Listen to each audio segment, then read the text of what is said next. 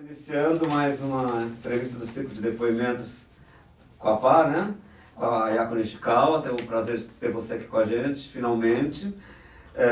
Então, é um bate-papo informal. A gente vai falando, você vai respondendo o que você quiser. Se quiser parar, a gente corta tudo, a gente começa de novo. Pode mudar de assunto. Ficar à vontade, tá bom? Também. Então a gente tem uma Tá ordem ótimo. para fazer umas perguntas, né? Sim. Para você falar pra gente aí. Então, como é que foi a sua formação?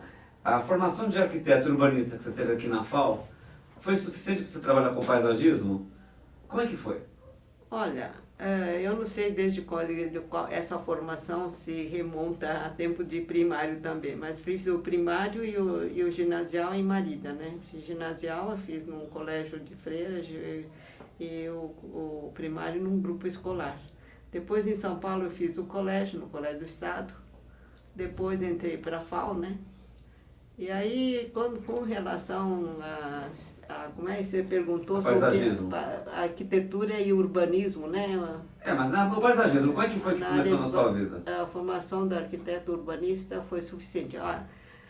Olha, eu acho que acontecia o seguinte: no meu tempo existia uma dicotomia entre a arquitetura e o urbanismo, né? A arquitetura era muito pontual. E realmente o curso era dado nesse sentido, né? Tanto que atualmente, acho que não tem uma cadeira de urbanismo aqui, tem? É outro nome, né? Específico, não tem, né? Um específico de urbanismo. No nosso tempo tinha urbanismo, era para planejar cidades, cidade com os quarteirões, etc. Era desse jeito que era dado. Agora, a arquitetura era arquitetura mesmo. E o paisagismo, como é que é? E o paisagismo, da mesma forma que a arquitetura é paisagística, ela é chamada. Essa cadeira era também bastante assim, ela era completamente desligada do urbanismo, né? Tanto que o Cardoso era professor de paisagismo. E como é que foi? Tanto isso era tão assim pontual, o curso era dado tão pontualmente, que uma das aulas um dos projetos que foi feito em paisagismo era sobre um terraço, era para fazer o paisagismo de um terraço de um edifício de apartamento. Imagine, um terraço, né? E o que significava isso? Era para você ajeitar as vegetações, as mesinhas, etc., de terraço, né, etc. E nem se podia interferir na fachada, evidentemente, do prédio, porque o condomínio tem umas certas regras, né?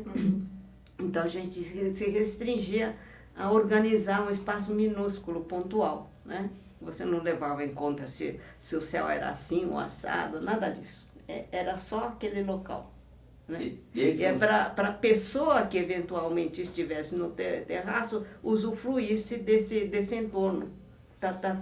Era nisso que consistia. Se era edifício, o edifício era tratado assim como no contorno dele só, né? E como é que você começou a trabalhar com paisagem? Bom, o projeto de paisagismo, então, a gente teve assim, acho que eu estava no 4º ano, quando me chamaram para...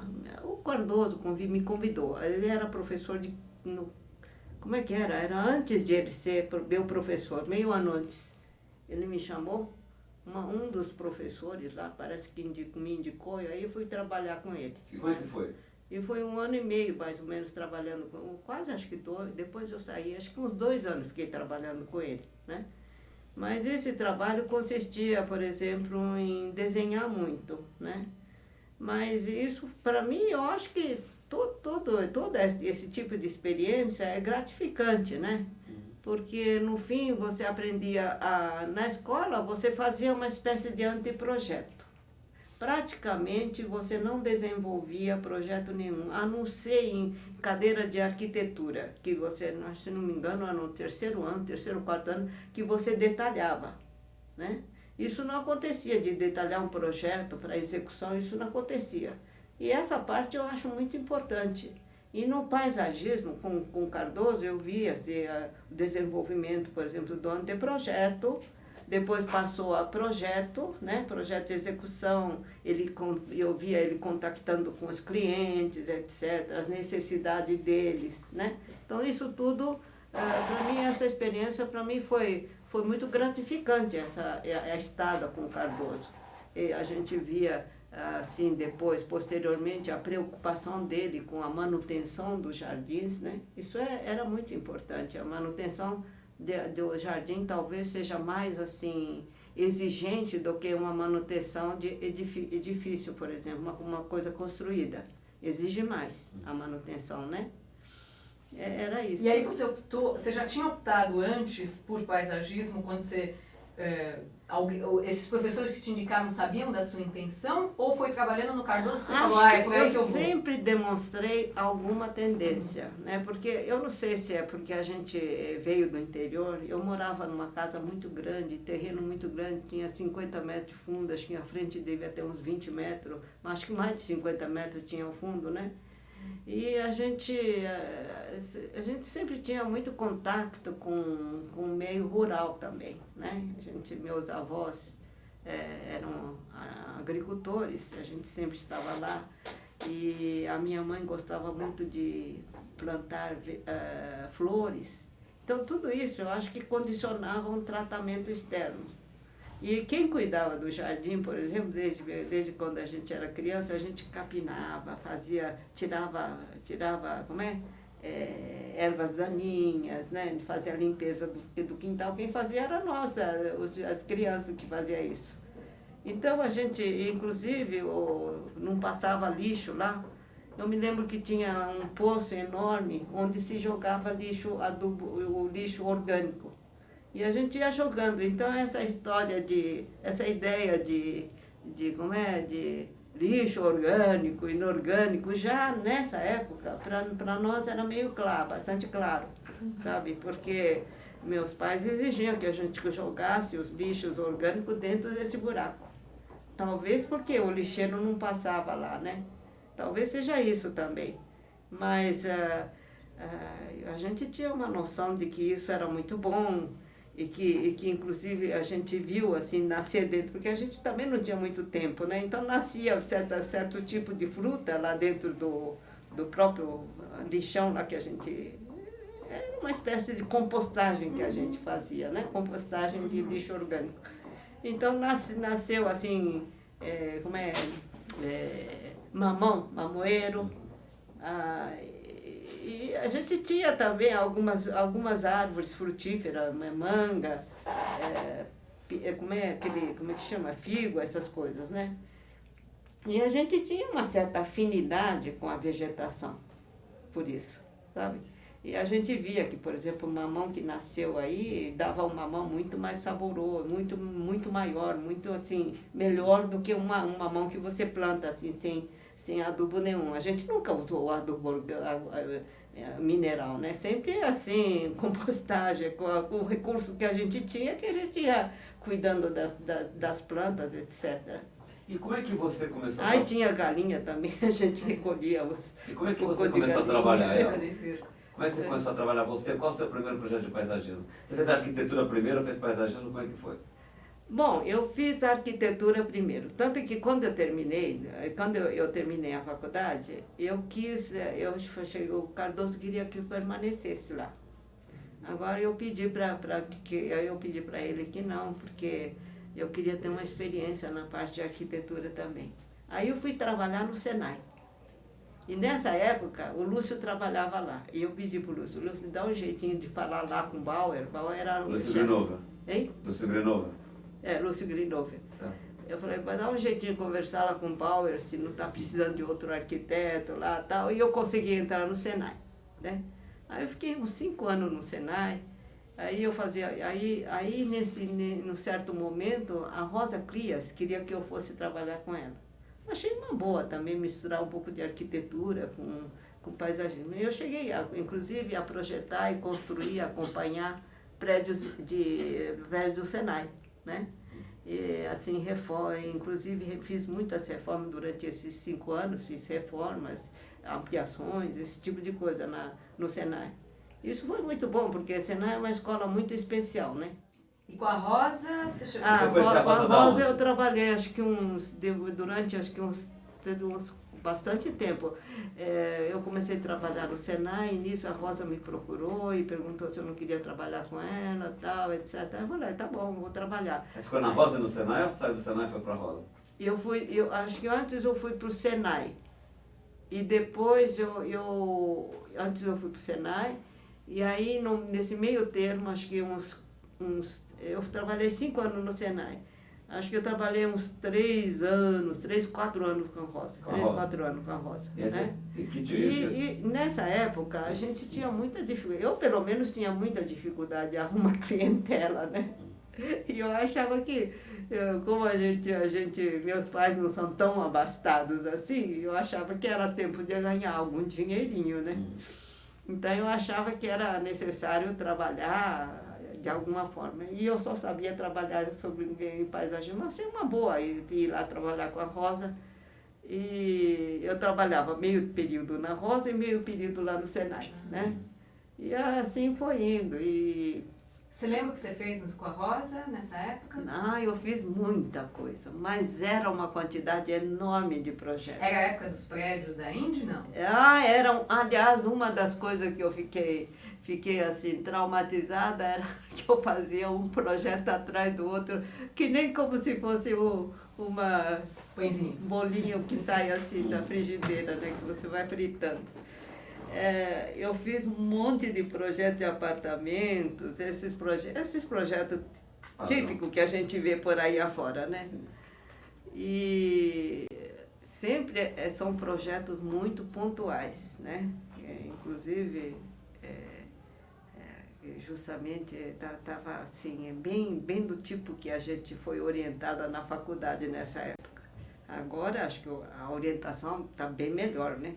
Porque mesmo durante o tempo que eu fui professora aqui, né?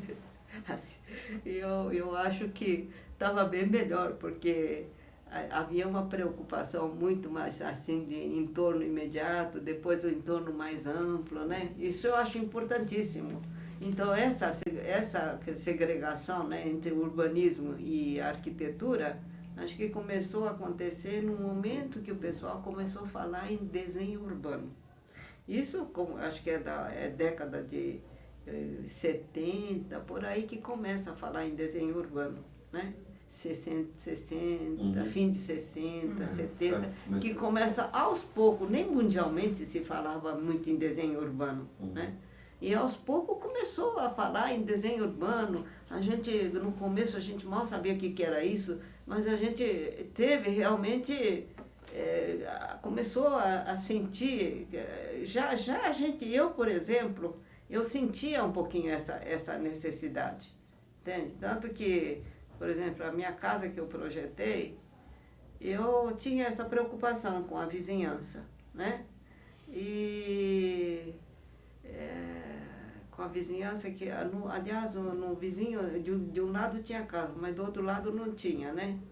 Mas no momento que o vizinho onde não tinha casa, eles construíram, uma das coisas que ficou assim, sabe, eu nunca me preocupei com a minha casa, nunca foi reformada, tem mais de 50, tem cerca de, foi 59, 59, 60, tem mais de quase 50 anos, 45 anos a minha casa, né? Mas durante esse tempo nunca foi reformada, nunca foi mexida, mas ficou uma coisa preocupante, porque o vizinho, ele tinha feito uma caixa de luz, uma caixa de medidor de luz, eu já tinha lá o meu, né?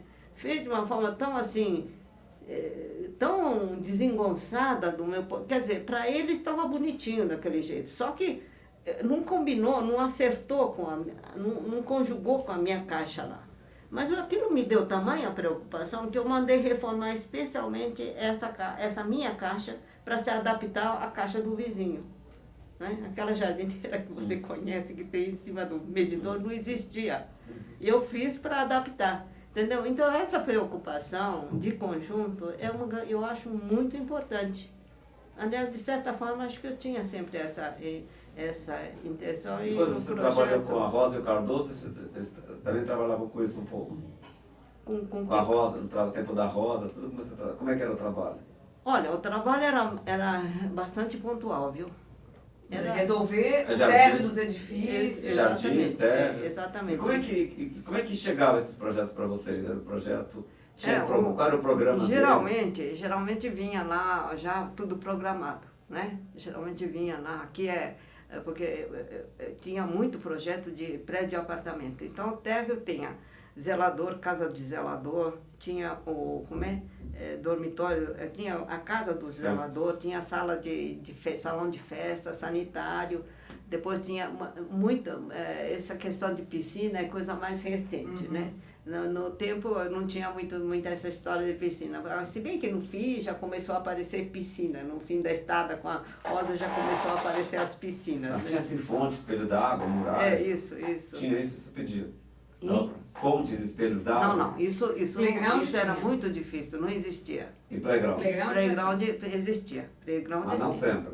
Hein? Mas sempre ou não? Conforme é difícil, né? Conforme o jeito, assim, conforme eu acho que o proprietário queria. Eram mais estágios de apoio ao salão de festa. Isso, às vezes tinha sala de ginástica, esses equipamentos de uso comum, né? Mas o projeto, isso deu um pouquinho me chocou um pouquinho, porque a gente fazia um atrás do outro, querendo como se fosse produção de abobrinha, né? E me conta, e depois, quando é que você começou a fazer seus projetos? Começou a fazer trabalho de paisagem você mesmo, seus? Quando eu comecei a fazer... Quando foi? Aí eu fiquei na Rosa, e aí eu fiz concurso em 65, como é que é? E eu saí do Senai, né? E depois eu continuei na Rosa, sabe? A Rosa queria me... Eu fiz eu fiz clubes também, clubes... Com a Rosa? Com a Rosa. Fiz clubes... Residências? Grandes residências. Porque eu acho que a colônia judaica aqui no Brasil, ela é mais assim, intelectualizada, em geral, né? Então, eles têm uma noção da necessidade de fazer paisagismo. Agora, a Rosa ela tinha assim, o sogro dela era o maestro Crias, José Crias. Ele era famoso aqui, né? Então, tinha uma ampla conhecimento das pessoas. Aliás, o Cardoso também tinha muitos fregueses, assim, que era de origem judaica, né? Por exemplo, Klabin, fiz projeto de residência de Klabin, detalhei, sabe? São assim, pessoas assim, da colônia judaica muito importante, que eles tinham uma freguesia muito boa, o Cardoso. E a Rosa também, né? Claro, ela com o sogro, que é Clias, né? Então tinha muitos conhecidos. Aliás, é uma das razões porque eu fui lá trabalhar, porque eu tinha certeza que cliente não ia faltar, né? E eu precisava ganhar um dinheirinho nessas alturas. E foi muito bom, porque aí eu aprendi a fazer muita coisa. Você fica todo o tempo, se você projeta, você fica todo o tempo pensando também, né? Um dos primeiros projetos, eu conheço o Safra, do tempo que ele chegou praticamente no Brasil, né? Hoje ele é uma potência, né? A minha irmã, que faleceu esse ano, ela foi secretária do seu José Safra. Hoje nem se pensa num projetinho daquele, mas eu fiz o primeiro projetinho de paisagismo para ele, né? Agora, esse projeto acho que praticamente fiz sozinha, porque a Rosa estava grávida. E alguém tinha que dar uma força bem grande. E foi o primeiro projeto, foi lá na Rua Augusta, acho que eu não sei como é que chama aquela rua, aquele cinema Majestic, sei lá, um cinema que fica lá quase perto da cidade, em frente, acho que nem existe mais esse prédio. Acho que construíram um prédio lá, se não me engano, não existe o local. Ou uma daquelas galerias, sei lá. Eu fiz o primeiro projeto lá pro Safra, foi feito foi lá. É uma galeria? E aí eu fiz primeiro espelhinho d'água lá, não se usava muito fazer espelhinho d'água, né? Então eu fiz o meu primeiro espelhinho d'água lá, com os dizeres Safra, assim. 4 bloquinhos assim. Depois ele mandou tirar porque ele inventou um logotipo para eles e ele acabou colocando isso. Né? Aonde era que isso? é o atual Era um banco, logotipo uma galeria, pessoal. o que era? Hein? Era uma galeria, era um Não, banco? é um banco que era uma casa térrea. Ah, entendi. Sabe? É uma casa muito simples, por sinal. Uhum. E a frente ficava, acho que uns 8 metros na frente, e a casa ficava recuada. Era uma casa de térrea muito simples mesmo. Assim que eles começaram, o Banco Safra. Eu não sei se ele tinha outras coisas, mas é possível que ele tenha. Mas era uma coisa muitíssimo simples. É uma residência, uma arquitetura assim, sem nenhuma pretensão, sabe? Era desse assim, que tinha janelas e portas e ponto final. Né? Então, o que dava uma melhorada era o paisagismo. No aspecto, né? Que tinha que ter estacionamento na frente, só isso. Entendeu? E... Aí depois da Rosa você fez o concurso, em 65 você faz o concurso para a prefeitura. É, na prefeitura. E vai trabalhar onde na prefeitura? Você Aí foi eu pro fui DEPAV? trabalhar no DEPAV, naturalmente. Hein? Você foi trabalhar direto no DEPAV? Direto na prefeitura. E como é que foi lá no DEPAV? Tinha muito serviço naquele tempo? Aí eu fiz um concurso, até passei em primeiro lugar. Tá? Nessa época tinha concurso para arquiteto também. Fiz os 2 concursos, nos 2 eu passei. Acho que não Era de tinha... arquiteto e de arquiteto paisagista? Tinha uma vaga para arquiteto paisagista, uma mensalista, que antigamente existia a tal de mensalista. Então a pessoa era mensalista, podia ser dispensado a qualquer momento. Agora, arquiteto concursado, esse outro era para ficar para sempre, né? Era o que eu escolhi, naturalmente. E tinha 7 vagas para arquiteto mensalista. Fiz esse também para garantir, né? Aí eu passei nos 2, sendo que de mensalista, como era mensalista, arquiteto mensalista, achei que era melhor ficar no paisagismo mesmo, que era efetivo. Era efetivo, funcionário efetivo. Como é que era o trabalho nos primeiros tempos? O que vocês faziam lá? Nos primeiros anos, uma das razões, a Rosa deu um pouquinho de contra de eu fazer esse concurso, porque nessa ocasião, a Rosa e a Miranda, elas se comprometeram com a prefeitura, era tempo do Faria Lima, para fazer uma batelada de projetos, sabe, para a prefeitura. E a Rosa falou assim, não, você fica tomando conta do escritório, coisa desse tipo, né? Mas eu queria me libertar um pouquinho. Eu falei, bom, mais tarde acho que eu vou abrir o meu escritório, né? Então deixa eu me encaixar, né? Isso era uma das, de certa forma, dos pretextos para eu fazer isso, né? Então eu fiz o concurso e entrei. Aí a Rosa veio com a Miranda, fez aquele um plano, que aliás um plano muito bom, por sinal. E no primeiro momento elas contrataram, não sei se eram 10 ou 12 praças, né? Acho que era por volta de uma dúzia de praças lá. E a prefeitura nunca teve uma experiência dessa, era a primeira vez uma experiência assim, um projeto pelos arquitetos, um projeto de paisagem. Quem fazia os jardins na prefeitura até então eram os jardineiros que faziam, que era do Manequinho Lopes. Tinha um senhor cujo nome Etzel, senhor Etzel, que ia lá e dava umas traçadas no chão e ajeitava e fazia o jardim. Era assim que era feito. Agora, com a Rosa e a Miranda a coisa ficou mais séria. Ela fez uma equipe, ela trouxe uma equipe muito boa, né? E essa equipe era composta não só por elas que faziam o projeto, mas por vários desenhistas e tinha também designer, né? Desenhista de objeto. Como é que ele chama, meu Deus? Foi professor da FAO. Calduro? O Calduro não, o outro, anterior. Martino?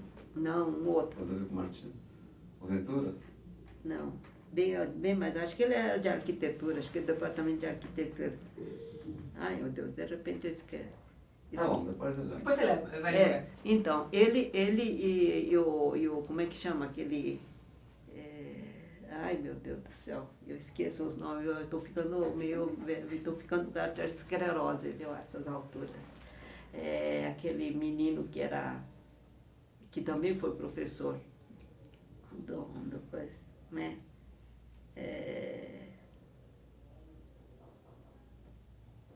Ai, meu Deus. Não tem muito bem, depois você lembra.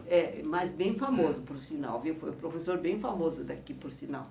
Eles desenharam os equipamentos, né? E padronizado aí para as praças, etc. Então, essa experiência era a primeira vez que acontecia na Prefeitura de São Paulo, né?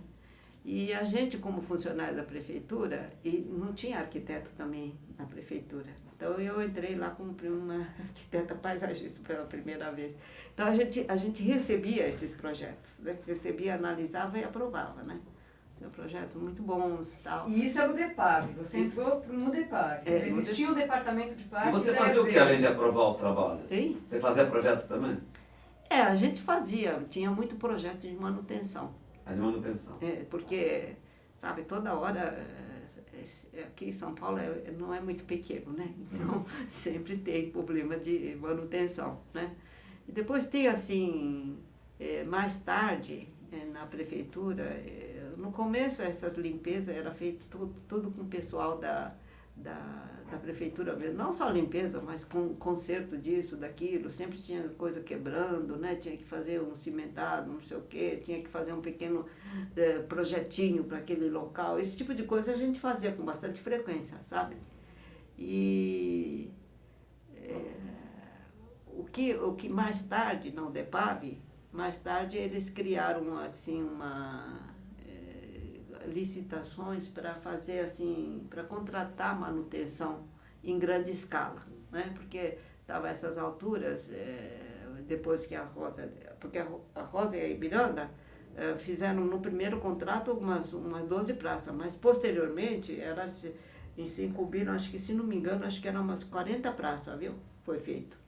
E tinha nessa equipe, além de designer, tinha também um problema de levantamento das áreas livres. Foi feito o primeiro levantamento das áreas livres aqui em São Paulo. Do patrimônio, né, de áreas Exato. públicas. Então, tinha as arquitetas, que a Edith era uma delas, ela levantou áreas livres aqui em São Paulo. Então, saía percorrendo por aí de jipe, ou carro, não sei mais o que, né? E se fez o primeiro levantamento que a gente conhece, né? E além de manutenção, tudo, quando você chegou a fazer projetos no DEPAV, nesses tempos todos, assim, de praça, de alguma coisa? Fiz uma praça lá em, eu fiz lá no, como é que chama aquela, Freguesia do Ó, esqueci o nome da praça. Era o nome de uma pessoa longa lá, tal, fica na Freguesia de Ó. E a gente andou fazendo umas coisinhas, assim, umas pracinhas pequenininhas. E você estava no escritório nesse tempo? Hein? Você começou no DEPAV, largou a Rosa. Bom, então a gente assim que eu entrei em 66 na prefeitura, eu deixei a Rosa, né? E aí eu passei a começar a trabalhar sozinha com projetos também, né? E nisso, um certo momento, me chamaram lá para dar aula em Mogi, né? E aí a gente ficava dando aula no Mogi e tal, etc. Lá eu fui ser professora de urbanismo, por incrível que pareça. E você no escritório, você começou a montar escritório, você começou a fazer projetos no escritório com os seus mesmo? Que tipo de jardim de casa, de prédio? Eu fiz assim, muito projeto residencial, né? Residencial, fiz de clube também. Que né? clube, você lembra? Lá em Ribeirão Preto, e fiz uma outra lá em Araçatuba. O de Ribeirão, nenhum nem outro, não sei como é que ficou, entendeu? Eu fiz o projeto, né? E não sei como é que ficou. O de Ribeirão, acho que eles fizeram alguma coisa. E os prédios de apartamento em São Paulo? Você começou a fazer projetos de apartamento? Eu fiz muitos projetos de apartamento, continuei fazendo muitos projetos de apartamento também, né? E projeto de apartamento, comercial. Que tipo de vegetal? Como é que você trabalhava esses projetos de apartamento? Eu lembro que eu vi muito bonito, você na Rua Ceará, que o piso entrava na Rua Ceará, esquina com a Sergipe, eu Pará, não lembro. Aquilo eu fiz um anteprojeto. Vai ver que eles fizeram baseado no anteprojeto, não me lembro. Usava muito isso de penetrar pela casa dele, porque eu acho que essa continuidade, eu acho que é muito bom, né? Essa continuidade que a gente dá nos espaços, né? Vai dar uma certa amplidão. Se você está na sala, você vê que a sala ampliou. Se você está no espaço livre, você sente uma certa acolhida, né? Porque aquilo penetra para um estar, né? Então, eu acho que essa continuidade de piso eu acho muito bom. Né? E você fez muitos prédios de apartamento? Aliás, eu fiz isso também para o Sesc, se não me engano, Vila Mariana, eu fiz esse tipo de foco. Porque fiz paisagismo para Vila Mariana, por muitos Sesc eu andei fazendo, né? Vila Mariana era uma delas. E mais prédios de apartamentos também? E? Prédios de apartamentos? Prédio de apartamento eu fiz, mas não me lembro todo. Eu sei que um dia desses aí uma pessoa já estava toda aposentada, estava tranquila, um dia uma pessoa me telefona e diz, olha, eu sou síndica daqui, me pediram para fazer uma reformulação do jardim e tal, etc. E eu vi assim, procurando, eu fiquei meio assim, não sabia quem convocar para isso. Aí eu fui ver os projetos, eu via seu nome, não sei como é que ela descobriu, entendeu? Ela me telefonou, era lá no Moema, sabe? Eu estive lá, aí eu dei uma assessoria para ela. Estava muito mudando? Não, mas estava mal, esquisitamente executada, viu? Mas estava assim, as características do projeto, né? Deu para reconhecer.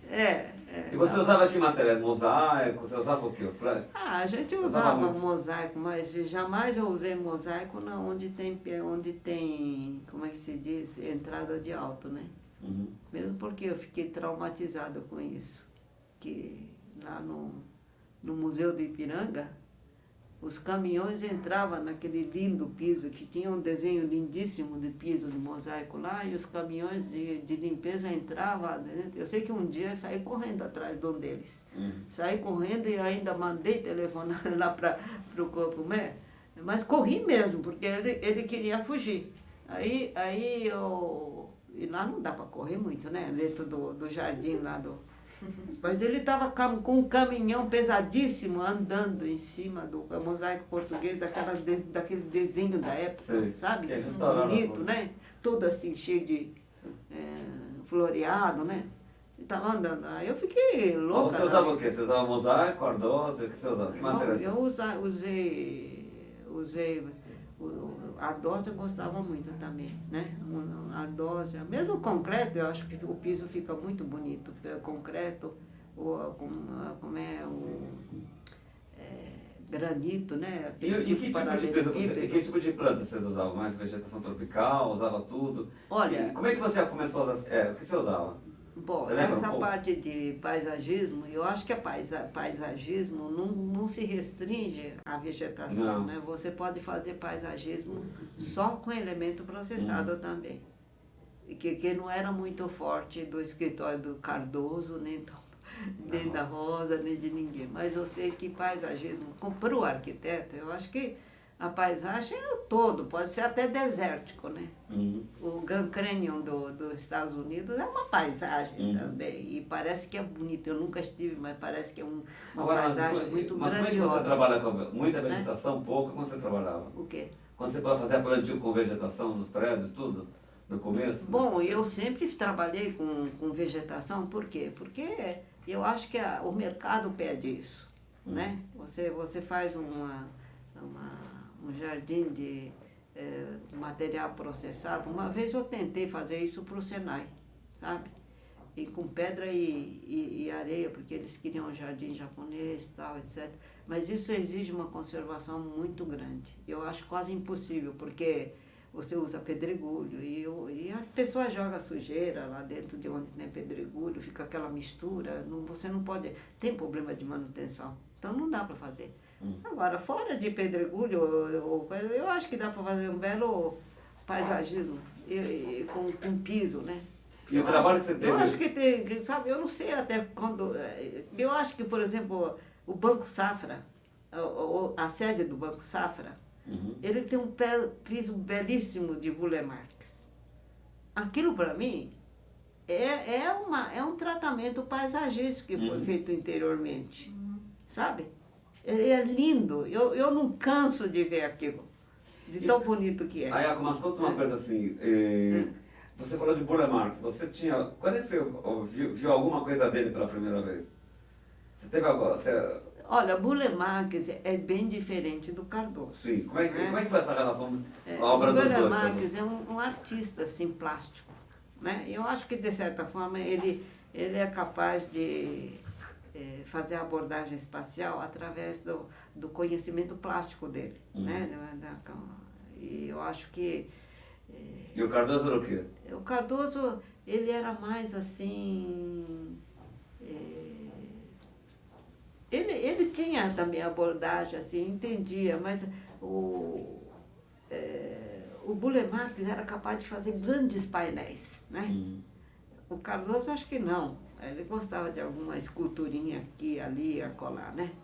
Agora, o Burle Marx não, é um artista de grandes painéis, né? Grandes espaços. Tanto que eu acho que o aterro do Flamengo é um dos poucos que conheço profundamente, conheço até certo ponto, mas acho que ele foi capaz de fazer com aquela grandiosidade, justamente por ser artista plástico, né? E eu acho que, então... E você acha que o Cardoso, tanto o Cardoso, a Rosa e o Burle Marx, você aprendeu coisas com eles, te ajudou a fazer o projeto depois? Ajudou bastante. E você acha que algum deles é uma influência mais forte sobre o seu trabalho? Porque Você acha que alguém te influenciou? Acho que o Cardoso me influenciou bastante, entendeu? Tanto que...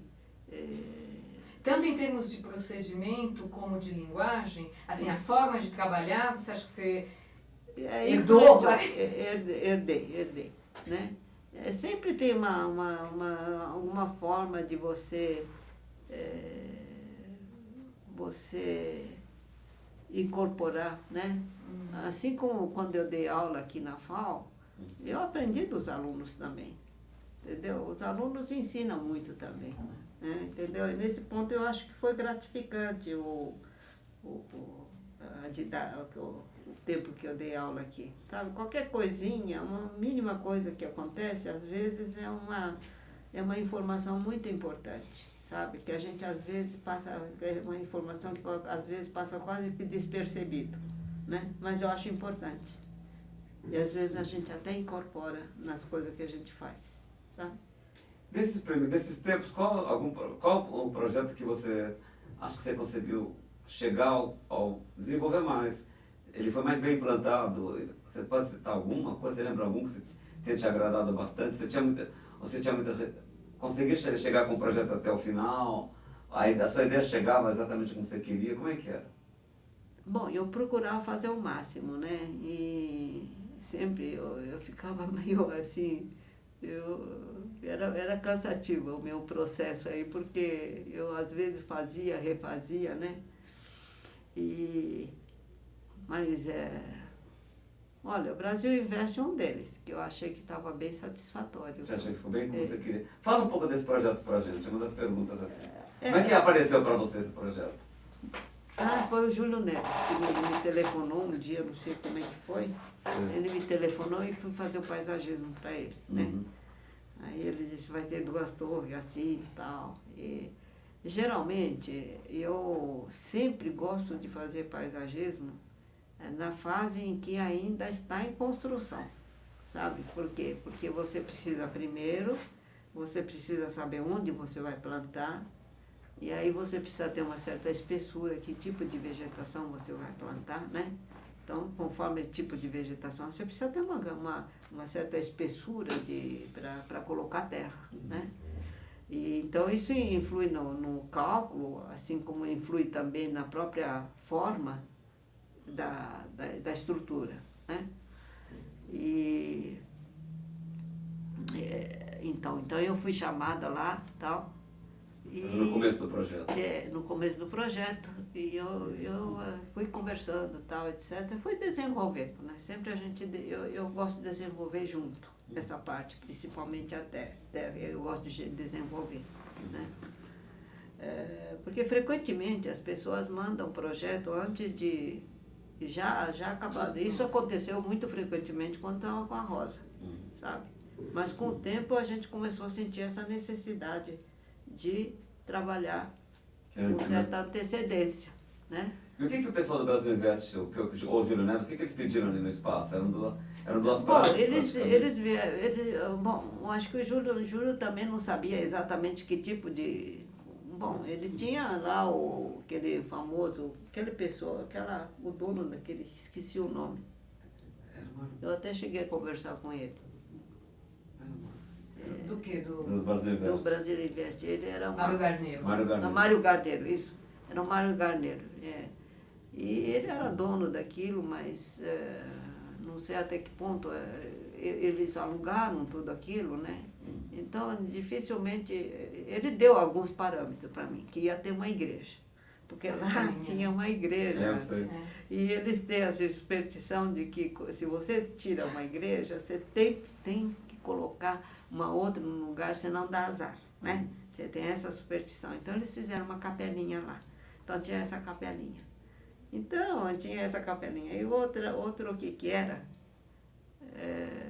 Acho que é praticamente isso que era uma das condições. E você pôde colocar água, umas fontes, como é que Aí foi? aquilo foi por minha conta. Aquilo eu fiz e tal, eles acabaram aceitando, né? Essa fonte. Porque aí eu falei, podia ser uma fonte luminosa, tal, dando para a Avenida Rebouça, dava para a Avenida Rebouça, para frente. Se bem que ele deixou de funcionar durante muito tempo, e nem sei se está funcionando agora ainda. Estão reformando. Estão reformando tudo lá.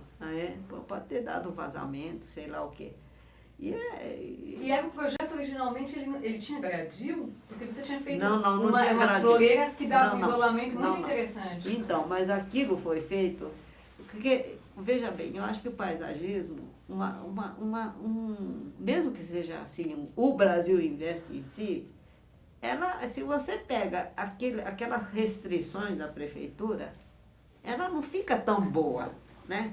Porque por exemplo, a calçada tem que ter uma certa dimensão. Não pode ser aquela calçadinha de uma vila residencial, que antigamente aquilo era uma vila residencial, praticamente, do lado do Henrique Monteiro. Então a rua tinha quanto? 1,5 metro, 2 metros de largura. Não podia ter 2 metros de largura para aquele tipo de edificação. Então eu alarguei lá, botei os 4 metros lá, e o Carneiro não gostou, sabe?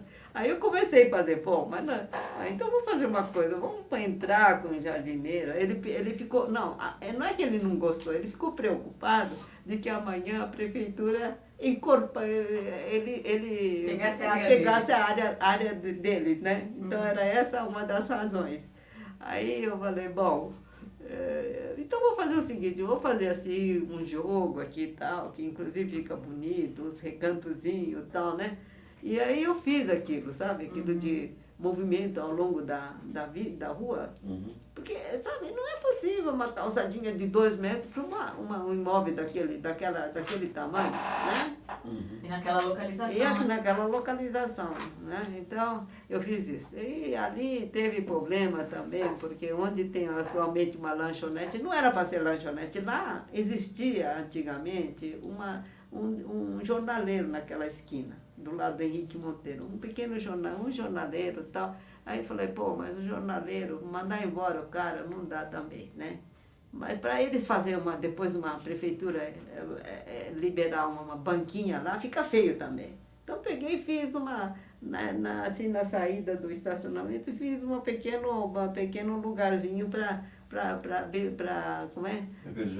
banca de jornal. Só que a prefeitura, posteriormente, porque para mim, aquela ligação, aquela travessia da Avenida Rebouças, né? Para mim era muito importante, eu acho muito importante aquela ligação. Então eu pensei, eu vou fazer uma espécie de praça naquela esquina, né? E aí eu fiz assim, tal, espaço mais... Só que a prefeitura achou muito bonito, provavelmente, aquele espaço, e mandou instalar por conta deles, liberaram uma banca de jornal, que ficou horroroso, sabe? A prefeitura tem muito disso, sabe? Infelizmente, né? E não era para instalar uma banca de jornal, era ali na esquina. Eu até pensei em fazer dentro daquele conjunto, sabe? Uma banca de jornal dentro daquele espaço, né? Mas aí o Garneiro não deixou, então eu peguei e fiz naquele cantinho onde estava, porque aí eu convenci ele, mas olha, se a gente não fizer isso, olha, veja bem, tem um jornaleiro instalado lá atualmente, porque tinha um jornaleiro naquela esquina, era pequenininho, mas tinha. Ele vai solicitar esse espaço para a prefeitura. Aí fica feio para burro, pegar uma banquinha daquele e colocar. Então vamos fazer de concreto, tal, bonitinho, assim no meio da jardineira.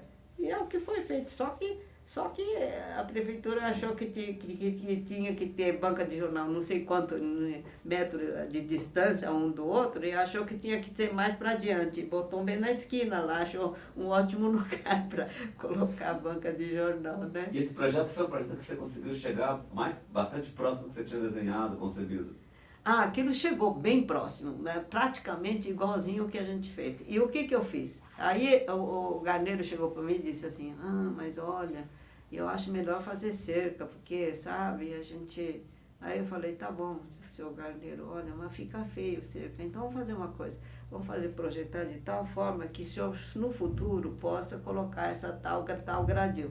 E foi desenhado, apesar de todo zigue-zagueado, foi pensado nisso também, entendeu? E um bom tempo funcionou sem esse gradil. Porque a ideia era funcionar sem gradil, mas a gente também não pode contrariar muito.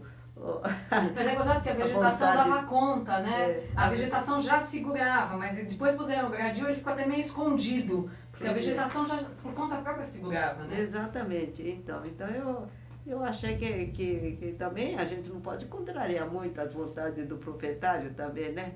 A vegetação que era usada naquele tempo... Eu não faço muita questão do proprietário em si, mas, por exemplo, na residência eu faço questão absoluta de conversar muito com a dona de casa. Aí isso eu faço. Né? E alguma residência geralmente os arquitetos impõem as suas vontades, mas não é por aí. Eu acho que quem vai morar não é o arquiteto, quem vai morar é a dona de casa. Então você tem que... Quem vai ficar mais tempo? Dona de casa. Hoje em dia tem que conversar com marido e mulher para ver, porque ambos trabalham fora, né? E eu acho que é por aí, elaboração de um projeto. Né? Antes de mais nada, porque não adianta você querer impor uma coisa, porque a arquitetura pode ser arte, mas a arte é aplicada, né? Aplicada para quê? Aplicada para os usuários, né? Então os usuários têm prioridade. E conta uma coisa, você ficou muito tempo no DEPAV. Do tempo que você entrou, várias mudanças aconteceram. Aí teve algum momento que... Como é que foram as mudanças? Conta pra gente um pouquinho.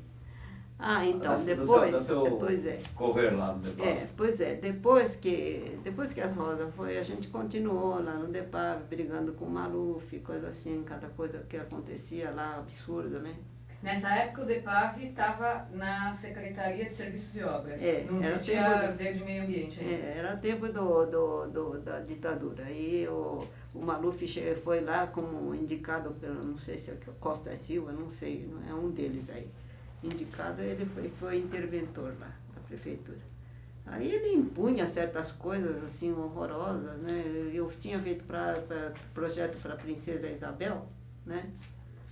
E, inclusive, lá tinha um problema sério na época, porque eu nem sei se vocês chegaram a ver, talvez o Silvio conheça esse problema. Lá tinha o terminal do ônibus,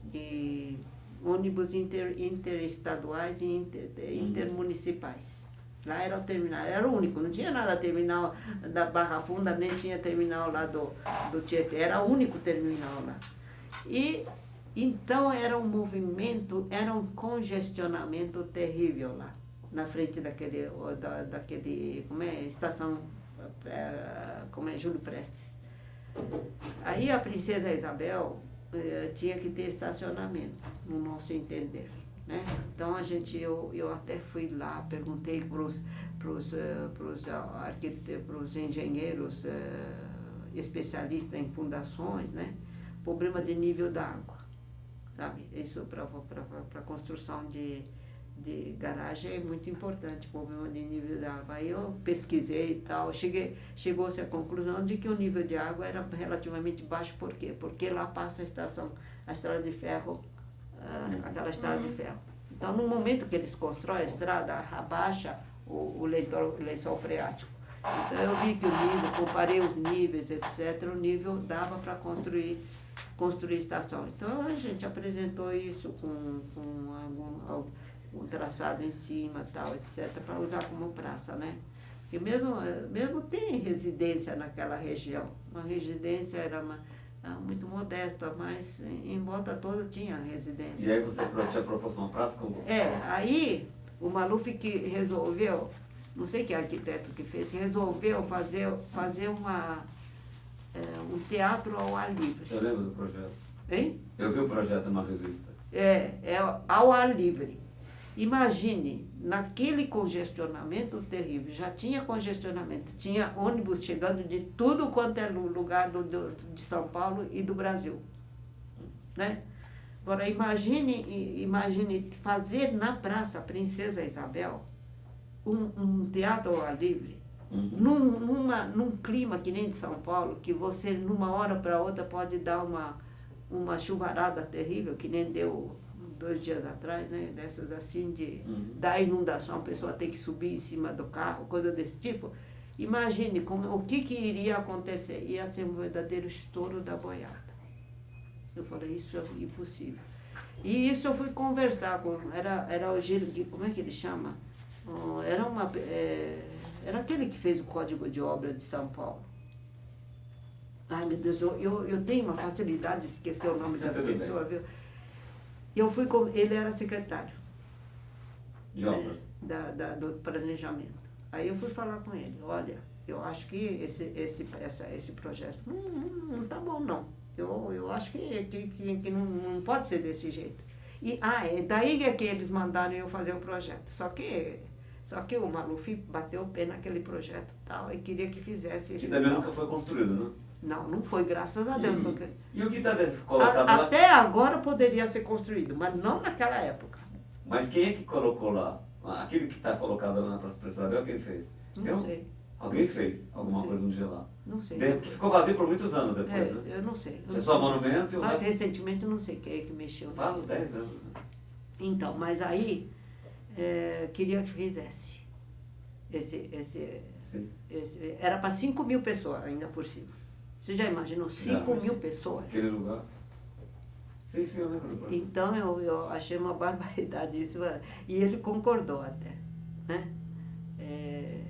Como é que ele chamava? Tem até o nome de uma rua, aparece com o nome dele já até. É um cara importante. Bom, eu esqueci. Mas aí...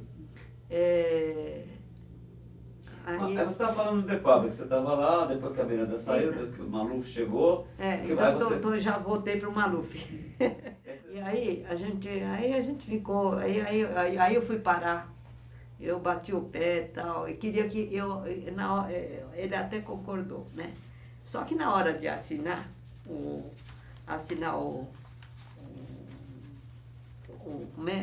pagamento, veio um processo para mim assinar.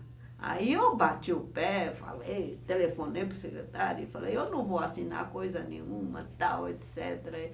Aí queria que eu conversasse com você, porque ele é do planejamento, só que eu estava subordinado à Secretaria de Serviços de Obras. Aí fui falar com a Secretaria de Serviços de Obras, tal, etc. Porque a senhora tem que obedecer o mas escuta, sou eu a técnica ou não sou, tal, aquela falação, né? E no fim eu falei, bom, a senhora, e aí não deu outra, né? Fui transferido para a limpeza pública. Aí eu fiquei mais brava e fui lá falar com o secretário, bati a porta do secretário. Eu fiz uma coisa que hoje não faria. E aí você ficou quanto tempo na limpeza pública? Aí fiquei acho que 2 anos. Aí o Xavier me acalmou, falando, não, a senhora vem aqui que eu dou uma chefia. Acho que ele pensou que eu estava precisando de uma chefia. Eu falei, não é bem chefia que eu preciso. Não, mas a senhora tem coisa para projetar aqui. Aliás, foi uma temporadazinha até agradável, porque aí quem é Xavier? Como é que chamava ele? Xavier? Como é que era? Francisco Xavier de da Luz. Da Luz? Aí eu peguei... Você ficou 2 anos lá? Acho que fiquei uns 2 anos lá. E você fazia o que lá? Aí eu cheguei, inclusive, a projetar. Eu disse, não, a senhora vem aqui projetar. Eu falei, o que eu vou fazer na limpeza pública? Eu vou ficar dirigindo o caminhão de limpeza pública? Eu falei, não vou, não.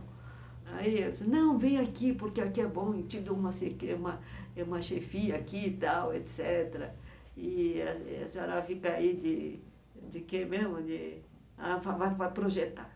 E ele tinha assim umas ideias com relação à limpeza pública, esse negócio era do tempo de compostagem, esse negócio de lixo. Das usinas de compostagem? Das usinas de compostagem, era essa época. E tava aquela animação, né, tal, de compostagem, então é interessante, né, eu achei interessante. E a senhora vai projetar, tem que pensar, lá em Santo Amaro, agora nós vamos transformar a usina de compostagem, que gasta muita energia elétrica, e nós vamos dar energia para uma boa porção lá, tal, etc. Vamos fazer esse projeto, onde o caminhão entra, fazer onde colocar lá na região de Santo Amaro. E eu fiquei animada com isso, né? Que acho que ia fazer um projeto. Aliás, eu cheguei a fazer um rabisco lá. E ele queria que mudasse todo aquele Ponte Preta, ponte pequena, lá no fim da avenida, como é que chama? Tiradentes, né? Uhum. Lá tem também um setor muito importante da limpeza pública. E lá eu queria remodelar toda aquela área. Cheguei assim, estava tão animada com aquelas coisas, ia lá, tal, fazer levantamento, conversar. Foi bacana aquele tempo. Só que o projeto não saiu, né? E aí você voltou para o Depova depois? E depois, mas na primeira, aí eu fiquei tão, olha, eu acho que prefiro ir para a regional. Pelo menos eu fico aqui na regional de Pinheiros, eu faço minhas coisas que me agradam, porque isso não está me agradando mais. Aí peguei e vim para aí eu pedi, deu um jeito de vir aqui na regional de Pinheiros. Fiquei trabalhando uns tempos aí, mas também é outra coisa que eu não gostei muito, porque tinha que ficar lá assinando o projeto, quer dizer, despachando o projeto lá, aprovando o projeto, né? Uma coisa mais chata também. Aí, enquanto isso, eu era sempre meio período, eu ficava fazendo minhas coisas no escritório, entendeu? E assim fui desenvolvendo o meu escritório. Depois você voltou no DEPAV, depois a Aí eu regional voltei. foi o fim, né? Depois eu fui para o DEPAV e nessas alturas a gente mudou, como é que era? Eu já não voltei mais para o DEPAV, porque antes estava no Manequinho Lopes, estava num prédiozinho que hoje até derrubaram, mas estava lá. Deu um barracão. Depois veio para a Avenida Angélica, né? E lá eu fiquei um bom tempo lá. Inclusive fiz orçamento, fui chefe de setor de orçamento, tal. Também no tempo do Jânio, outras briguinhas, tal, porque tinha cheiro de corrupção. Mudei todo o sistema de cálculo de limpeza pública, porque aquilo sempre teve cheiro de corrupção. Entendeu? Então, me deram, eu nunca tinha feito orçamento, né? Ainda mais de manutenção. Quando eu recebi aquilo, não, é fácil, a senhora aproveita esse negócio aqui, e fala, eu nunca tinha feito, não vou ser chefe disso. Aí, me deram lá um esquema, quando fui ver, tinha uns esquemas muito esquisitos, do tipo assim, por exemplo, você para cortar grama, ou você corta com a mão, ou você corta com aquele aparelho assim que vai à mão, que vai rodando, ou você corta com carrinho. Só que com o carro saía mais caro do que com aquela ceifadeira rotatória. Quer dizer, isso é uma coisa muito esquisita. Como é que o empresário vai comprar uma máquina para isso por metro quadrado sair mais caro? Evidentemente, ele vai sempre preferir usar o rotatório, mas não era isso que acontecia na prefeitura, entendeu? Todo empresário gostava de usar aquela maquininha de andar assim, cortando, né? Eu falei, existe algo atrás disso. Aí eu fui verificar, realmente o preço com corte com aquele lá estava extraordinariamente alta, porque eu tive a pachorra de calcular item por item e cheguei a essa conclusão, entendeu? E depois disso? Gasolina, mas depois não sei o que fase gasta, etc. O mão de obra que usa para cortar, o tempo que gasta, tudo isso eu calculei e demonstrei que aquilo estava tudo errado. Aí eu fiz minha planilha e comecei, nem sei se eles estão usando essa planilha. E depois dessa fase? Eu sei que uma certa ocasião eles deixaram de usar. E viu que deu tamanha confusão, porque aquele setor de limpeza pública é onde dá maior confusão. E também lá no DEPAV, lá no Departamento de Parque de Área Verde, que estão incumbidos de manutenção dos parques, assim, por tabela, também dá confusão, né? Então, a gente fez essa tabela específica, mas eu sei que um tempo deixaram de usar essa tabela, deu confusão, então perguntaram por essa tabela, já tinha até esquecido, porque já tinha passado alguns anos de que eu fui chefe de orçamento, já estava numa outra, né? Isso foi no Jânio? É. Agora, antes do Jânio, teve a gestão do Olavo Setúbal. Não, o Olavo Setúbal foi um setor, ele foi uma que foi uma boa gestão, uma não gestão foi? muito Do boa, DEPAV? foi muito boa. Você estava no DEPAV, né? Só que eu estava na limpeza pública, mas ele foi uma gestão muito boa. Porque se fez muitos parques, foram feitos muitos Foi parques e tinha a gestão do Olavo Setúbal foi uma gestão muito produtiva. Ah, e essa que você não estava no DEPAV? E eu não estava, mas eu cheguei num certo momento, né? Tá. Mas aí ainda continuou deslanchando aquele ímpeto de iniciar os grandes parques, os 31, não sei lá, sabe? Era assim uma largura assim, uma coisa pesadona, para uma espécie de... dessa altura assim, mais ou menos, assim, daqui para lá, e cheio de botões e não sei o quê. Você tinha que programar até para você usar aquilo. Aí a gente sabia lá o princípio do funcionamento. O princípio, por exemplo, eu sei do funcionamento do computador, que é binário, né? Isso eu sei. Mas mexer propriamente, atualmente, não, é fácil. Você só aperta, você aperta o botão, pega o mouse, faz assim e tal, vê lá, vai de acordo com o que aparece lá na tela. Agora, não é bem assim, né? A lógica em si, sabe, não existe muito. Pelo menos que me contaram, para mim não existiu muito no momento. Então eu já deixei para lado e até hoje eu me viro bem com outras coisas. Eu não sinto nenhuma necessidade. São duas coisas que eu não sinto necessidade. Televisão e computador são duas coisas que eu não sinto necessidade nenhuma. O rádio, sim. Rádio, eu ligo o Rádio Eldorado o dia inteiro, porque fica lá, né, ligado. Assim, sim, assim, muito assim, propriamente com intenção de ouvir alguma coisa, né? Então, vamos fazer... você estava falando da época que depois do Jânio, que você volta para o DEPAV, né? Eu acho que um pouco antes do Jânio eu já tinha voltado. Já tinha voltado.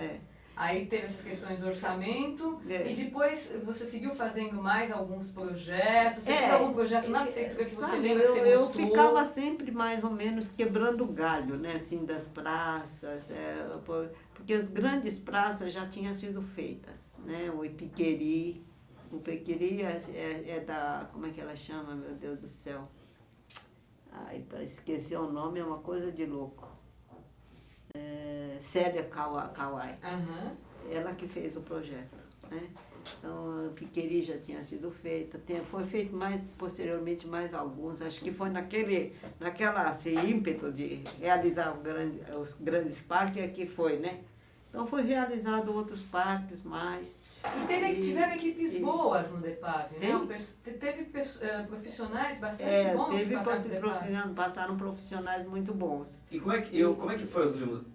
A gente estava assim muito na chefia, né? Então as pessoas, a gente distribuía os projetos, a gente estava mais para distribuir. Aí quebrava também galhos, né? Muitos galhos. E quando você se aposentou da prefeitura, você estava fazendo o que no DEPAV? Quando eu me aposentei, acho que eu estava muito envolvida com o Parque do Carmo. Você acabou ficando no Parque do Carmo? Porque o Parque do Carmo é um parque que nunca foi assim, o projeto foi completado, né? Nunca foi completo. E quem fez o projeto inicial, você lembra? Inicialmente foi um arquiteto, aí é outro que eu esqueci o nome. Tá bom. Foi um arquiteto que, inclusive ele trabalhou no DEPAV, inclusive chegou a ser diretor do DEPAV, mas ele acho que foi demitido, qualquer coisa assim. Entendeu? Aí, depois ele não teve mais ligação nenhuma. Esteve, acho que um pouco, acho que uns 3, 4 anos esteve no DEPAV e depois ele sumiu. Ele foi embora para outra seção do prefeitura que não tinha nada a ver com o Parque Jardins. E aí Sérgio de Fel. Certo. Só que ele fez um traçado, ele estabeleceu mais aquele estacionamento enorme que foi feito, entendeu? Praticamente o traçado era isso, porque a maior parte do parque era formado de mata, né? Era mata aquilo. E no tempo que eu estava lá no DEPAV, que foi transformado aqui no APA do Carmo. Que ainda Continua a APA. A APA é uma coisa que acho que é perene, né? do lado, e tem o parque do outro, tem a APA do Carmo que é a mata, e tem o parque que são tem os gramados do lado. Você trabalhava nas duas áreas? É um local considerado de preservação ambiental, toda aquela região, sabe? E não só o Parque do Carmo, mas toda a região engloba a APA do Carmo, né? E o que você fazia lá então? Então, a gente discutiu muito a questão dessa questão do APA do Carmo, né?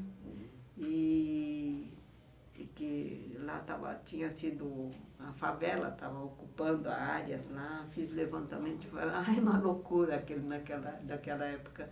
Fiz coisa que não tinha nada a ver com paisagismo, porque o pessoal estava avançando lá, não tinha quem fizesse, porque isso era coisa como é? Da SEBS, como é que é? SEBS, depois ficou FABS. Sessão de, como é? De habitação popular. Social, né? E eles não faziam, então a gente estava com receio, tal, ir lá ver, tal, etc., levantar, porque tinha que ter levantamento, lá fui eu fazer levantamento dessa coisa. Olha, sabe, o setor público tem muitas coisas que são são meio, tem que ser feito, mas não são tão agradáveis quanto fazer um projeto. Isso a gente tem que fazer mesmo, porque senão amanhã acontecem coisas que são horrorosas. Eu imagino aquele pessoal que trabalha no setor de, por exemplo, inundações, né? Deve ser um serviço chatérrimo, mas tem que ser feito, sabe? Se você não fizer, sabe, você perde, né? Então a APA do Carmo estava lá, estava lá a favela ocupando, então isso tinha que resolver. Alguém tinha que resolver, né? Então eu recebia processo, escrevia naqueles processos, dizia isto, mais aquilo, porque tem que ser feito isso, mas nada acontecia. Então lá foi, porque tem que fazer levantamento, porque a SEB não tem condição, então lá ia eu fazer levantamento, né? Então era coisa desse tipo, era constantemente coisa desse tipo. Não é pensar que DEPAV é só fazer projeto, não é, sabe? DEPAV pode encomendar muitos projetos para fora, inclusive, né? Mas existem muitos trabalhos dentro que é necessário ser feito, né? No Parque do Carmo, por exemplo, uma certa hora o pessoal estava pedindo ciclovia. Então o que eu fiz? Fiz o traçado todo ciclovias, sabe? Para isso você tem que fazer levantamento, ir lá, levantar as áreas. E como era feito o plantio, a manutenção do plantio, a manutenção do parque em si? Você ficava também com alguma coisa de coordenação, supervisão de manutenção do parque? De complementação sim, do manutenção plantio? é uma coisa muito importante. Sim, e você trabalhava com isso? Agora, a parte de vegetação é feita pelos engenheiros agrônomos, mas a parte civil é feita pelos arquitetos. Então, a gente se incumbia praticamente dessa parte. E a parte de vegetação, dentro do Parque do Carmo, eu fiz um projeto que era do projeto planetário lá. Isso aconteceu em 1900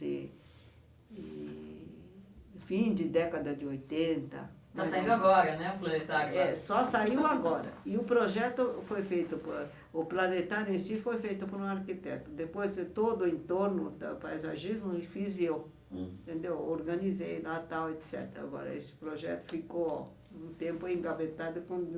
Eu imagino que a essas alturas que encomendaram outro projeto, o arquiteto deve ter feito outro projeto, com certeza, né? Então, sabe, o setor público tem muito disso, né? E tendo grandes parques, esses grandes parques têm sempre problema, né? uma certa hora tinha problema de estacionamento. Né? Eles fizeram um grande anfiteatro lá no fundo, então tinha problema de estacionamento. Então foi resolvido esse problema de estacionamento, né? Eu tentei resolver esse problema de estacionamento, porque aquilo, de uma extremidade para outra, tem mais de 1 quilômetro, sabe? E a pessoa para ir não é coberto, né? Então a pessoa estaciona aqui, tem que caminhar 1 quilômetro para ir até o anfiteatro, para assistir a show, esse tipo de coisa. E você falou do Parque do Ipiranga. Você chegou a trabalhar com ele em algum momento ou só foi Trabalhei também, trabalhei. antes do Carmo? Do Carmo. Aí eu trabalhei um pouquinho, não me lembro no que eu trabalhei sim naquilo.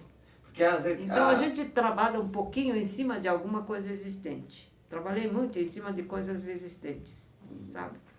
E para encaminhar soluções, etc.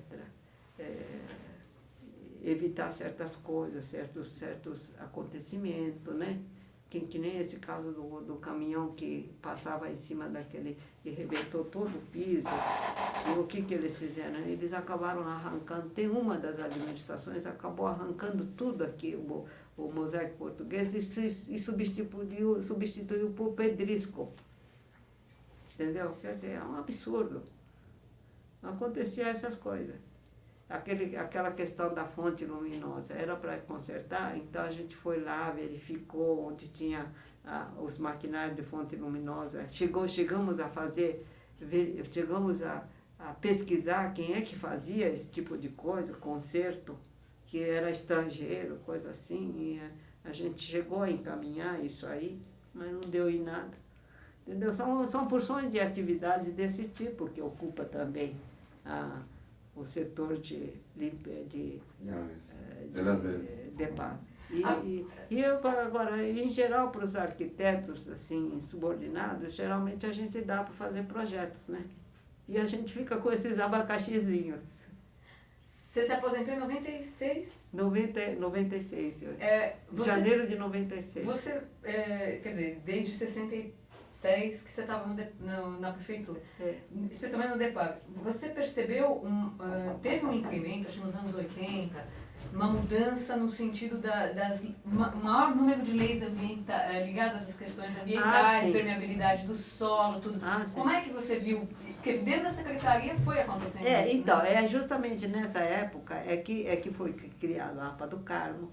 Começou a falar muito em meio ambiente. Né? Compensações, né? Os TCAs, né? As compensações de você cortar a árvore. Isso, vai cortar uma árvore, tem que substituir por 3 ou 4, no mínimo. Né? Então, esse tipo de coisa começou a acontecer por volta de... Já no começo de meados de 70, mais ou menos, já se falava. Aí a secretaria foi mudando mesmo de perfil, né, um pouco. E aos poucos foi aprofundando, chegou a ponto de criar um APA, por exemplo, né? Aquele negócio de... Como é que chama? Aquilo de como é? Você faz um projeto e você tem que comprovar o impacto. Isso aí foi criado assim bem mais recentemente, né? Isso já acho que no começo de década de 90, mais ou menos, que foi criado. Aquele, tem 2 tipos. Tem o EIA-RIMA. O RIMA e EIRA, né? EIRA e RIMA. Isso aí é um assunto mais recente, da década de 90, o início de 90, o fim da década de 80 para início de década de 90 é que o pessoal começou a se aprofundar com essas questões. Mas já se falava, já no meados de década de 70, a gente já começava a se preocupar com o problema ecológico, né? E se falava que, por exemplo, o verde, o verde servia para criava oxigênio. Não cria oxigênio coisa nenhuma, mas se falou muito disso, que a fonte de oxigênio era o verde. Mas não é nada disso. A vegetação, de dia, ela como é que é? De noite, de dia acho que De noite ela... Absorve. Hein? De dia faz fotossíntese. De noite acho De que dia ela... ela faz a síntese, de noite ela libera. É, ao contrário, uma coisa, um é carbono e o outro é oxigênio. Ele espere, num período ele espere oxigênio e no outro período ele absorve, nesse período absorve carbono. E no outro ele espere o gás carbônico, né? É o contrário. Quer dizer, em 2 períodos acontece funciona de forma diferente, né? E isso a gente então, esse tipo de coisa fez com que a gente, inclusive, começasse a duvidar de muitas coisas que apareciam no jornal, porque a gente, como formado como arquiteto, a gente não ignorava essas coisas, né? Mas a gente já começava a ter essa consciência. E então, eu, por exemplo, para fazer meus projetos de paisagismo, bom, em primeiro lugar, eu acho que o paisagismo, como era a paisagem, não é nem paisagismo, não sei se isso é paisagismo também, acho que é. Eu acho que não quer dizer só ambiente cheio de vegetação. Paisagismo é tudo, toda a paisagem é paisagismo para mim, né? Então, a gente não se preocupava muito não tinha muita afinidade com vegetação. Mesmo a gente tendo aquela familiaridade que eu tive no interior, a gente não tinha conhecimento profundo, né?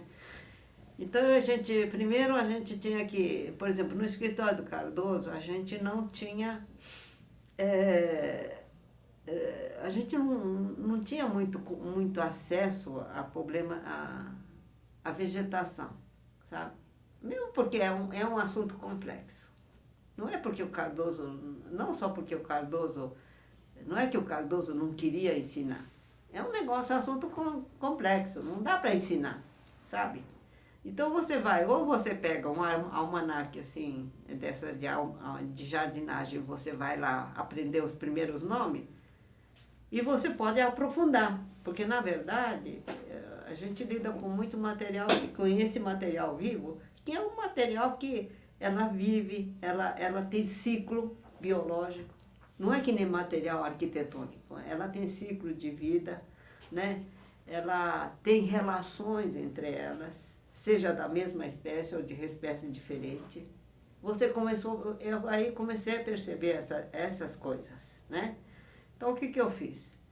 E além disso, você tinha que conhecer a vegetação em si. A primeira coisa que me ocorreu quando comecei a fazer paisagismo era conhecer a nomenclatura das plantas. Para isso, o que eu fiz? Eu fiz um curso lá com a Dalgisa, Nanusa, acho que Nanusa Menezes, lá no Instituto, no Departamento de Botânica. E aí aprendi era uma espécie de introdução à sistemática, né? Então aprendi como esses nomes são compostos, de que forma ela é feita, essas nomenclaturas. Só para o vegetal, porque tem para o animal também, né? E aí eu aprendi, mas só que você não podia lidar só com isso. Então você pegou muitos manuais de jardinagem e foi lá saber o que é isso, primavera, mas não sei o que, ciprestes, não sei o que, tudo mais, né? E a gente foi aí, né? Foi aprendendo nome popular, nome científico, e assim se foi. Aí já dava para fazer projeto e pelo menos comunicar aos fornecedores de vegetação aquilo que a gente tinha a intenção de aplicar. Bom, em seguida a gente começou a ver esse problema ecológico, né, que a gente começou a sentir na década de 70, já a gente estava sentindo esse problema ecológico, já se falava em ecologia. O jornal publicava as coisas mais assim, estapafúrdia, mas publicava. E a gente acreditava, inclusive, no que o jornal falava. Só que eu achei que a gente tinha que aprofundar um pouco mais. Aí eu fui fazer o curso de ecologia, a disciplina de ecologia, lá no Instituto, lá no Departamento de Biologia. E Só que a ecologia era incipiente lá também, essa cadeira. Então, era dado a ecologia vegetal, porque, na verdade, existe uma inter-relação entre ecologia vegetal e ecologia animal. Elas são, na verdade, uma única coisa, né? Só que o curso era dado como ecologia vegetal. Então, isso aí, para mim, deu mais assim. Aí eu fiz várias viagens com os alunos, etc, etc. E aí a gente sentiu, assim, o habitat da vegetação, diferenciada de um do outro. Entendeu? Isso é muito importante também, eu acho importante. A gente conhecer os habitats da vegetação de diversas espécies, diversas, né? Então, quando você deu aula aqui na FAO, você fazia essas viagens com os alunos? Não, isso era antes de eu entrar na FAO. Ah, tá. E fala pra gente um pouco assim, como é que foi esse tempo que você deu aula na FAO, agora que passou, você ficou o tempo aqui todo, fala um pouco dessa experiência aqui na FAO com professora, com os alunos, como é que você sentiu esse tempo todo? Bom, eu achei muito bom, para mim foi muito... Como é que foi para você, justamente? Para mim foi muito bom, sabe? Foi muito bom, porque eu acho que a gente sempre dando aula, você fica prestando atenção no que você fala, no que você faz, você é obrigado a prestar atenção. Então você procura se aprimorar e, além do mais, os próprios alunos são muito criativos, né? Então eles têm assim, indagações muito interessantes e a gente, às vezes são coisinhas muito simples, mas você vai incorporando essas coisas. E eu acho gratificante, foi muito gratificante nesse sentido. E no caso específico do tempo em que eu dei a aula, eu acho que foi muito bom porque essa ideia de arquitetura separada do urbanismo já não existia mais. Então, existe toda a arquitetura, é construída dentro do meio, existe o entorno próximo, depois existe o entorno mais amplo, e todo o curso, pelo menos eu sentia que era estruturado dentro desse conceito, né? Que existe existe um ponto, que é a arquitetura e o entorno próximo, e a coisa mais global, né? Esse enfoque eu acho fundamental, que todo, não só o urbanista, mas todo arquiteto tenha esse enfoque, para mim é fundamental. E eu acho que foi muito bom nesse sentido, sabe? Porque não era, no tempo que eu formei, não era nada assim, sabe? Aí mesmo o paisagismo também paisagismo foi se também, consolidando. E foi se consolidando. E o paisagismo começou a ter um destaque maior por causa disso. Justamente, foi no tempo que a gente fazia a faculdade, no meu tempo, a arquitetura era como se fosse um apêndice de arquitetura, porque a arquitetura que era o mais importante, e que decoração, tinha até uma cadeira chamada decoração, não sei o que decorativa. A gente fazia decorações, assim, tal, fazia organização de uma sala, esse tipo de coisa, né? Então era um apêndice de arquitetura, tanto paisagismo como interiores. Organização decorativa, qualquer coisa assim que chamava.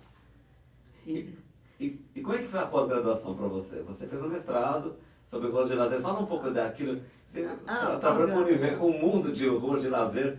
Você ficou... Era um programa do DEPAV, Ruas de Lazer? Foi um programa do DEPAV? Não, não foi bem do DEPAV. Não. Foi das administrações regionais, né?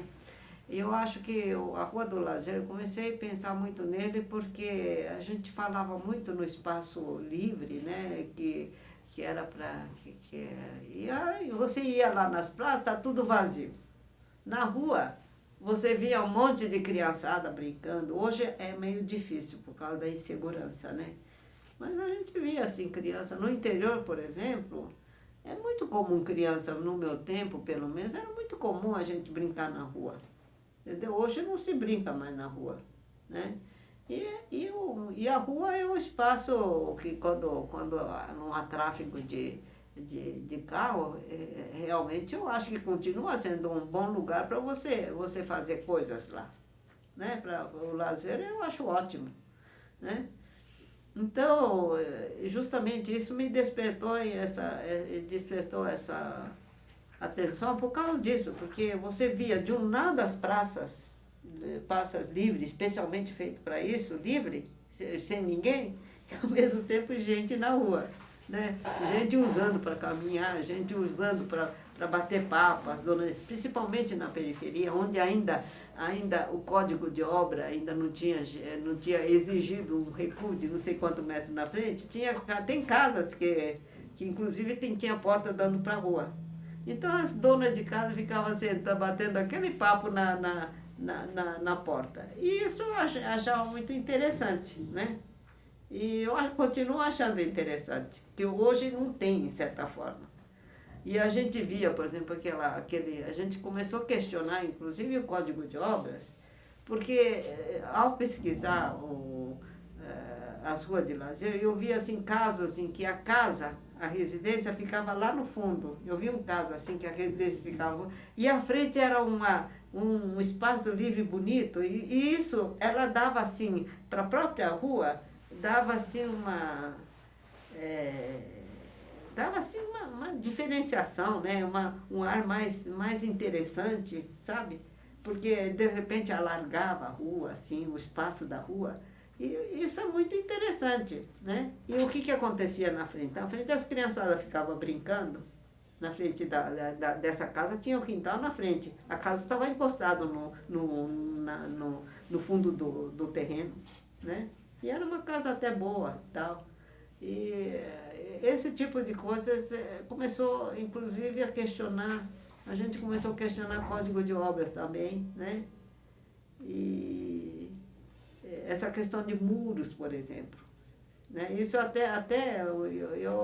eu fui convocada na última modificação do Código de Obras, eu fui convocada lá para a prefeitura para opinar alguma coisa, né? Essa questão do muro, por exemplo, eu opinei, não sei no fim das contas como é que saiu lá, mas essa questão de muro, de não sei quantos metros de altura na lateral, antigamente era 1,80. Não tem cabimento, sabe? Essa cerca não tem cabimento. Eu e o meu vizinho, por exemplo, eu tenho a cerca baixíssima, sabe? Lá no Alto Pinheiro. Agora, se fosse pelo Código de Obra, ou principalmente pelo Código de Obra da época, não podia ser daquele jeito, né? Agora, e depois eu acho que o projeto, essa história de você fazer recuo lateral obrigatório, também é outra besteira, porque na realidade, se bem que talvez tenha que ter até certo ponto, mas eu acho que o projeto tem que garantir o ambiente dos diversos espaços que você vai criando, né? Então tem que ter luz, ventilação, uma série de condições, né? Esses microambientes, né? Então eu acho que essa questão ambiental começa desde essas pequeninas coisas e vai para problemas maiores, como a APA do Carmo, esse tipo de coisa, né? Agora, nesse nível, por exemplo, eu moro numa região onde era da Companhia City, Alto de Pinheiros. A vizinha queria construir ampliar o espaço dela, a sala de jantar para cá, e encostar na parede. Ela veio me consultar, eu olhei assim, eu tenho um recuo lateral bem grande para insolar, porque é face leste, né? Insolar os quartos, tem uns 4 metros e meio, mais ou menos. Falei, pode, né? Porque a luz incide assim, incidindo, é um prédio de 2 pavimentos. Mais do que essa nova construção no térreo que ela ia fazer, o que me perturbava é aqueles 2 pavimentos que ela fez do lado de lá. Isso me impedia mais luz do que... Então, essas coisas não é previsto no Código de Obra. Você entendeu? Tem um prédio de 2 pavimentos aqui, ela queria fazer isso. Agora, a incidência da luz era mais prejudicial isso do que isso que ela queria ampliar. Aí eu falei, não, pode, tranquilo, a senhora pode ampliar. O código a norma da CIT não permite isso. Agora, você falou bastante, mas você não falou dessa dissertação. Você estudou quantas coisas lá? Fala um pouco. Então eu acho que com formação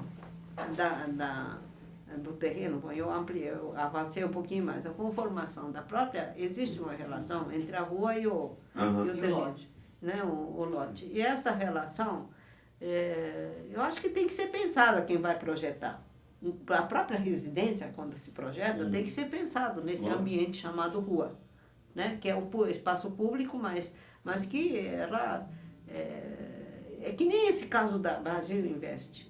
Uma ruazinha lá de 2 metros num prédio daquele, eu acho que não cria um ambiente bom. Para o próprio edifício, ela não é agradável. Você ter uma calçadinha de 2 metros. Não dá espaço para o pedestre, na verdade. Hein? Não dá espaço para o pedestre que está andando 2 metros. E não dá uma relação escalar saudável, Exato, né? não Porque dá. o prédio grande Exato, e a calçada exato. pequena. Então, eu acho que essa relação tem que existir, né? E no macropaisagismo tem que existir. No momento que que se constrói um prédio daquele tamanho, tem que pensar nessa relação também, né? No espaço público e espaço privado. E aqui o curso de É a pós-graduação. relação espaço público e espaço privado. Você falou do espaço, você falou uma coisa que talvez seja importante, você falou assim, da rua de lazer. Mas o fato de ter feito o curso de pós-graduação, ter de repente, depois de tanto tempo voltado a estudar, feito o mestrado, te mexeu com você, aquele monte de disciplinas, aqueles estudos todos que nós fizemos juntos? Naquele tempo, aquelas matérias, para poder fazer a dissertação, tudo? Eu acho que sim, né? Você gostou? Eu acho que sim. Mas a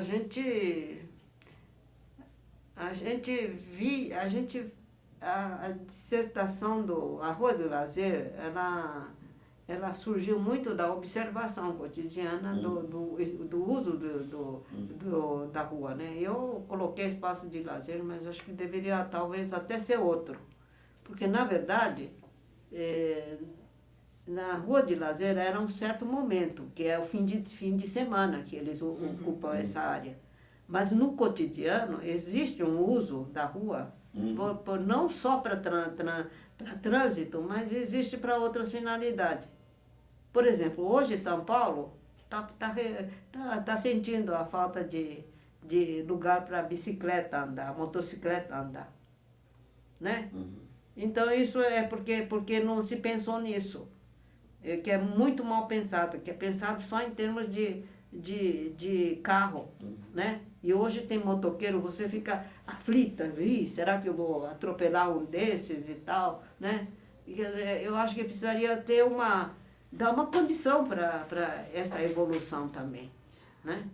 Então eu acho que a rua, o estudo da rua é uma coisa muito importante, o estudo do uso em si, não da rua como trânsito, não como para tráfego só, mas para o uso em si, no dia a dia. E esse uso está estritamente relacionado com o próprio lote, com o que acontece dentro do quarteirão. Não existe assim a rua sozinha, existe a rua em função do que existe dentro do lote, e vice-versa. Sabe? Essa noção me parece que é importante. Quer dizer, não sei se eu consegui transmitir isso muito na minha dissertação, talvez não, mas eu acho essa relação muito importante. Isso também, né? Vocês têm alguma pergunta? Não, estou perguntando se vocês têm alguma porque a plateia pergunta. pode perguntar, fazer uma perguntinha eventualmente. Sei, vai. Tem mais alguma colocação que você queria fazer com relação às suas experiências? E agora, o que você anda fazendo? Agora eu estou aposentada. De tudo? De tudo, mas eu estou pensando a recomeçar dentro em breve. Mas você quando é que você parou de fazer projetos? Você parou da prefeitura e parou de fazer projetos também? Não, um certo momento na prefeitura eu estava muito assoberbada, então não fazia mais projetos para fora, entendeu? Então daí parou e ficou por isso mesmo. E agora você está pensando em retomar os projetos? Acho que talvez eu retome aí os projetos novamente, né? Porque a gente precisa ter assim uma vontade para recomeçar, né? E talvez a gente Vou fazer a tese recomece. de doutorado e continuar discutindo essas questões da rua. Então, mas eu acho que a rua é muito importante. A pessoa não dá muita importância, mas rua é um espaço que, inclusive, dá o valor ao espaço construído. Sim. Sem rua não tem o espaço construído. Quer dizer, o vazio da rua, né, ajuda a valorizar a parte, espaço construído. Bom, acho que é isso, né? Eu queria agradecer falamos bastante, foi bacana. E eu agradecer a chance de estar com você e o pessoal poder ouvir um pouco. E a gente, é importante esse depoimento para a gente. Muito obrigado, tá bom? Obrigada. Obrigado a vocês pela convocação.